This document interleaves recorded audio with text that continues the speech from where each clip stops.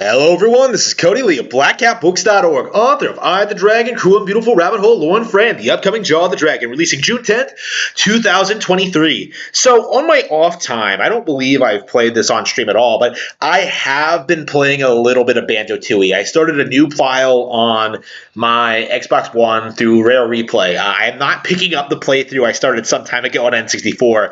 I'm starting a new file because it's been so long that I barely remember this game. So I thought that before I play Nuts and Bolts, before I get to experience like the inspiration for Tears of the Kingdom firsthand, I thought that I should take the time to replay Banjo Tooie. And I, in the past, have been very, very critical of this game. When I played Banjo Tooie, and I think I want to say it was before I played Tears Breath of the Wild. I want to say it was 2016, 2015.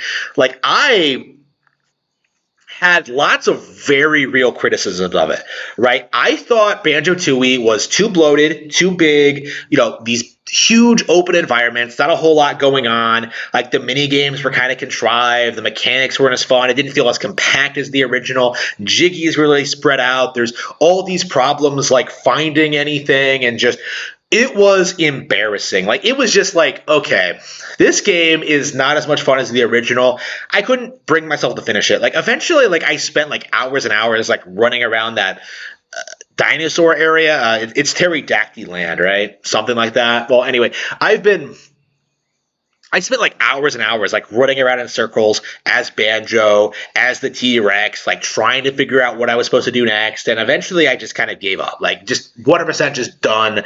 Just ended up moving on, playing other things, and never really coming back to it. I always intended to finish it at some point to give a real, it's Rareware, right? Rareware, the great 90s the game developer, one of the best partners Nintendo ever had, sadly acquired by the worst company ever, Microsoft. I love Rareware, right? I love classic Rareware, and I do intend to play through all of their games at one point in my life, but I stopped Banjo-Tooie.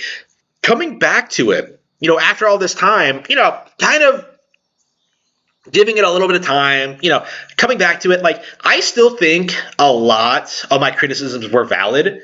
Actually, basically all of them. But, I do think that, when you look at this game in a vacuum, when you kind of, when you're not comparing it so much to Banjo-Kazooie, when you kind of look at it as its own thing, you do really see a lot of things to like about it. I love the darker tone. I love the creativity of the world design. I love, the interconnectivity. I love how challenging some of the jiggies can be to get. I love how you can see the trail of where, the digging machine went. I love how Gruntilda has these new sisters. I love, just the new characters you meet. It feels like the game has a lot more personality than Banjo-Kazooie does. It really feels like Rare was really, had a really more cynical, darker edge to it in this game. And I really, really appreciated that. I felt like it was a very, very refreshing change of pace from what they did with Banjo-Kazooie, which really was a very straightforward, child-friendly, adventure game. This feels more as if you give Banjo-Kazooie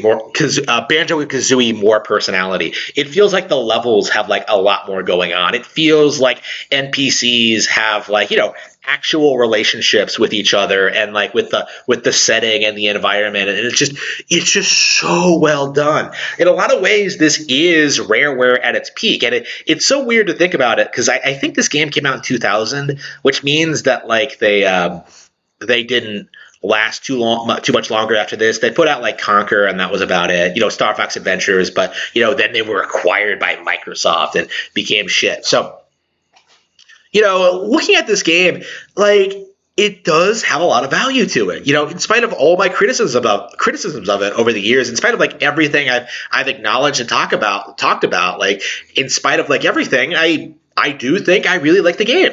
Playing it again, now that I have more of a general idea of what to do and where to go and where things are and where what I'm supposed to do and how the game is structured, because it is structured a little bit differently compared to Banjo-Kazooie.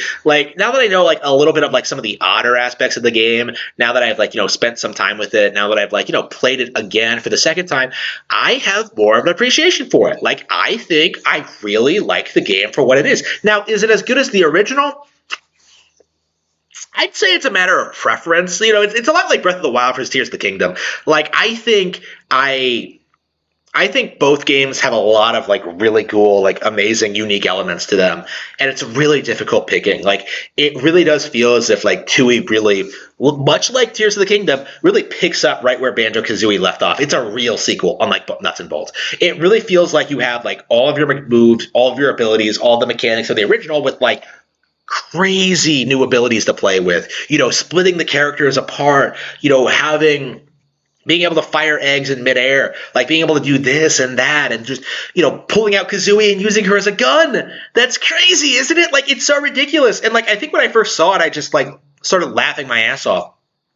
I think the first time I saw it, back when I first played this, I thought it was ridiculous, but now I think it's hilarious. Like I really do appreciate like the weird ways they built off the original. It really feels in a lot of ways this is the culmination of everything that like Rareware was doing in the 90s. You see aspects of GoldenEye here. You see aspects of Banjo-Kazooie and Donkey Kong 64 and Conquer even with like the darker cynical edge. Like this is, I think, a game that and I think several other people have really overlooked over the years. I think a lot of people are like, much more fond of Banjo-Kazooie, and I can see why. But, playing Banjo-Tooie, getting to experience it, getting to like really, really have this opportunity to like play it again. Like I do think this is a game that deserves more credit than it gets. Like I have not heard anyone like really talk about this one in quite a long time. Alongside Perfect Dark, it tends to be like one of those Rareware sequels that just kind of gets like overshadowed by like the iconic original. But